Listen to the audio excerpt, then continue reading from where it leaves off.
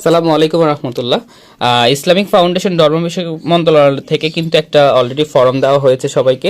এই ফর্ম অনুযায়ী প্রত্যেকটা মসজিদের, বাংলাদেশের সকল মসজিদের হচ্ছে ইমাম মুয়াজ্জিন খতিবদেরকে হয়তো একটা সম্মানী দিতে পারে। তো তার জন্য একটা ফর্ম আপনাদেরকে পূরণ করে মানে জমা দিতে হবে। তো সবাই হচ্ছে এই ফর্মটা পূরণ করে সবার হচ্ছে পৌরসভায় জমা দিতে পারবেন। এখানে ফর্মটা পূরণ কিভাবে করবেন অনেকে হয়তো এটা জানেন না। এটা ফর্মটা কোথায় পাবেন? ফর্মটা মূলত চাইলে আপনারা আমাদের ভিডিওর কমেন্ট বক্স থেকেও নিতে পারেন, ওখানে আমরা দিয়ে দিব।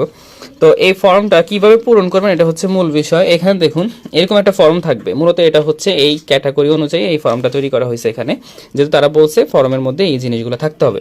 তো আমরা ফর্মটা এখানে রেডি করেছি। দেখুন এখানে হচ্ছে মসজিদ কর্মরত জনবল তথ্য ফর্ম 2026, মসজিদ কমিটির সভাপতি সম্পাদক কর্তৃক পূরণীয়। তো প্রথমে যেটি রয়েছে মসজিদের নাম, আপনারা এখানে মসজিদের নাম দিয়ে দিবেন, মসজিদ যে গ্রামে রয়েছে সেই গ্রামের নাম দিবেন, পোস্ট অফিসের নাম দিবেন, উপজেলার নাম দিবেন এবং সর্বশেষ জেলার নাম দিবেন। আপনার জেলা যেটা সেটা আপনারা এখানে দিয়ে দিবেন। আচ্ছা, এরপরে দেখুন মসজিদের ধরন, আপনার মসজিদ যদি জামে মসজিদ হয় তাহলে এখানে একটা টিক চিহ্ন দিবেন, আর পাঞ্জেগানা হলে এখানে একটা টিক চিহ্ন দিবেন। যেহেতু জামে মসজিদ হলে জামে মসজিদ এখানে টিক চিহ্ন, পাঞ্জেগানা হলে এখানে দিবেন, যেখানে খুশি আপনাদেরটা আপনাদের মতো করে দিবেন। এরপরে পৌরসভা এবং ইউনিয়নের নাম, এখানে আপনাদের যে মসজিদটি যে ইউনিয়নে আছে নাকি পৌরসভাতে আছে, তো পৌরসভা থাকলে পৌরসভার নাম এখানে দিবেন, ইউনিয়ন থাকলে ইউনিয়নের নাম এখানে দিবেন। আচ্ছা, এরপর ওয়ার্ড নংটা এখানে দিয়ে দেবেন। এরপরে দেখেন ক্রমিক নং, এখানে 1 2 3 4 হবে।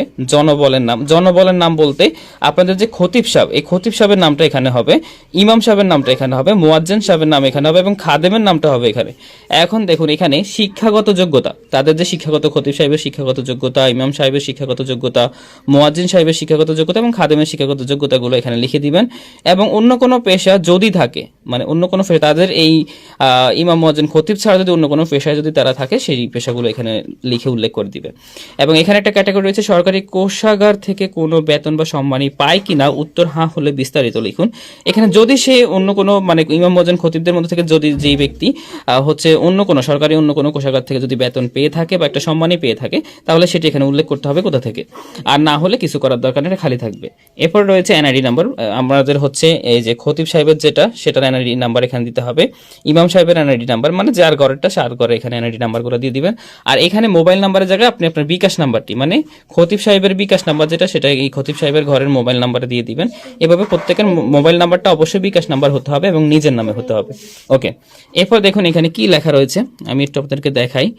ফরমের সাথে জনবলের এনআইডি কার্ডের ফটোকপি সংযুক্ত করে ইসলামী ফাউন্ডেশন উপজেলা অফিসে মডেল মসজিদে জমা দিতে হবে। তো জমা কোথায় দিতে হবে অলরেডি আপনারা বুঝে গেছেন, ওখানে গিয়ে জমা দিয়ে দিবেন।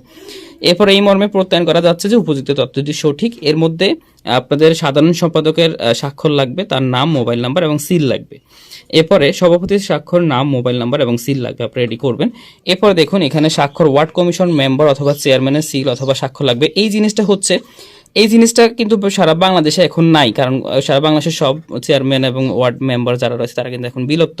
তো তার জন্য এই জিনিসটা না দিলেও চলবে, এটা আলোচনা সাপেক্ষে হয়েছে যেটা না দিলেও চলবে। আর বাকি এই দুইটা কিন্তু আপনাদেরকে দিতে হবে। তো এইভাবে হচ্ছে ফর্মটা পূরণ করে ফেলবেন আপনারা। পূরণ করে এই নির্ধারিত যে জায়গাটির কথা বলেছে সেই জায়গাটিকে আপনারা এটাকে সাবমিট করে দিবেন, পূরণ করে দিয়ে দিবেন।